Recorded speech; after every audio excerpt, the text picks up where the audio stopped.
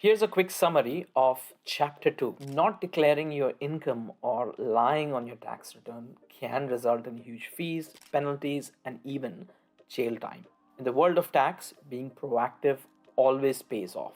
If you're not comfortable managing your taxes and accounts, get someone to help. Your future ability to get any form of tax relief gets severely restricted due to your past compliance record. Avoid the steep penalties and interest charges by always paying your taxes on time. Consider installment arrangements or tax pooling if necessary. Here's a checklist of action points to work through. Number 1, are you up to date with your tax filings and payments? Set payment reminders.